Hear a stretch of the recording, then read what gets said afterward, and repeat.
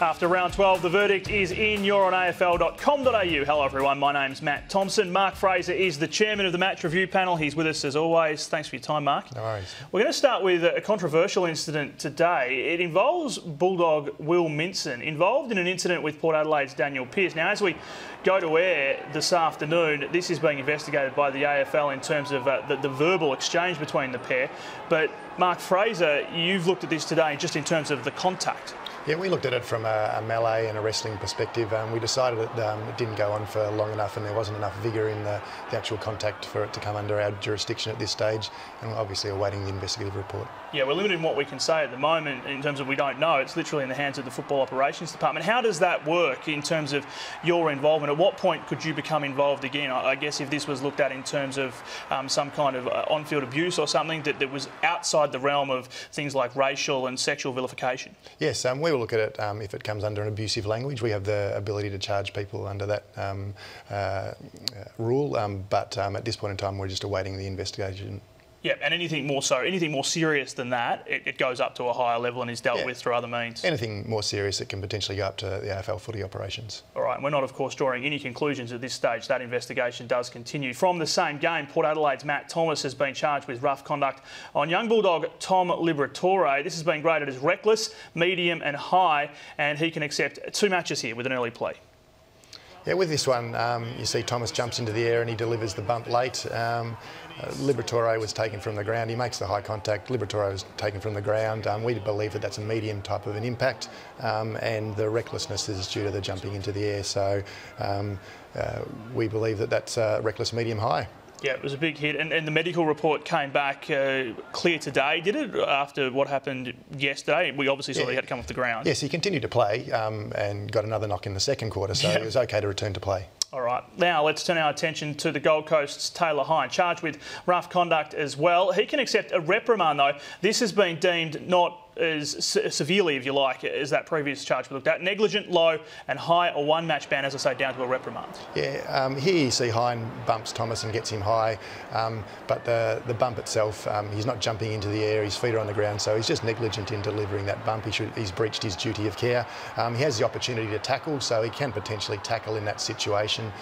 So we thought it was a negligent, low impact and high contact. All right, talk us through the difference between those 2 charges, because I guess that's the thing when people see 2 charges lined up like this, one after the other, they want to make comparisons. Talk us through how you can define the differences. Yeah, a negligent charge is when you're breaching your duty of care, so you're trying to go about things the right way, but you've just unfortunately overstepped the boundary a bit. Whereas reckless, you're doing something that you potentially know could be a report, yet you continue to do that action.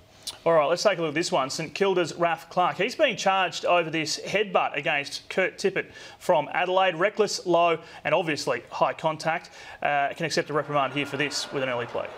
Yeah, here Raph Clark goes in and he pushes his head into Tippett. We think that that's unacceptable. A headbutt like that has the potential to cause further damage. It's always, as well, when you look at these ones, about the level of force. You think this is sufficient force? Yeah, we believe this is sufficient force. Any headbutt doesn't have a great deal of force necessary for it to be classified as reportable by us. All right, let's take a look at another incident of alleged staging. This has been a talking point all season long, hasn't it? You had a really close look at this one today, but you've opted not to lay a charge against Jack Darling. Yeah, here you can see with this vision here that Scotland's arm actually hits Darling's hand into his own face. So there has been high contact, and we didn't believe that it was an excessive exaggeration, because there has been the high contact there. Yeah, he effectively hits himself. Yes, he does. Which, yeah, would have been a bit rough, I guess, to have gone for that in the end, but that's something you did take a close look at today. Another case that saw the player cleared, Shane Edwards here, cleared of umpire contact. Talk us through this one. Yeah, as he's talking to the umpire there, it looks as if he's pushes the umpire away, but after we looked at all the vision they had available, we talked to the umpire, we listened to the matchcom, there was no conclusive evidence that he'd actually made contact. The umpire didn't believe contact had been made, really? So we didn't think that there was a charge to answer there. And there was also some little conflict between his opponents just initially beforehand. You had a look at that too, but also came up all clear. Yeah, there was a grabbing around the legs with that. We thought that that wasn't a reportable incident. All right, and one more case to look at before we leave you today. This is Bashar Hooley. He has been cleared of rough conduct for this one. Yes, this was a report on the day, but we believe that Hooley is actually making a legitimate attempt to go for the football. He's put puts his hand down and actually stops the handball from coming out, and the contact is accidental. So accidental contact is not a reportable offence. All right, Mark. Thanks as always. Much appreciated. No worries, Matt. Thank you. Mark Fraser with us, the chairman of the match review panel, and that is the verdict for this week. Of course, the players cited have until 11 o'clock Tuesday morning to decide if they'd like to challenge their charges at the tribunal. You'll find a full report on all the incidents here online from everyone here at afl.com.au. Thanks for watching.